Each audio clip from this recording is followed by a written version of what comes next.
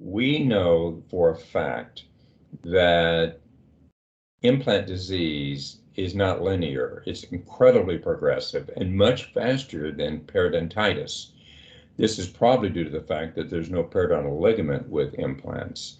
So by the very nature that a patient wants some kind of confidence, not guarantee, because we can't do that, but some kind of confidence that we're going to be able to retain their implants because they've invested time and money, and the fact they're at the end of the road, as we've discussed before, the utilization of the Perio Tray with this 1.7% hydrogen peroxide gel is what's going, the two things together, both the Perio Tray and the gel and the closed seal, is literally going to put the medicament where we need it.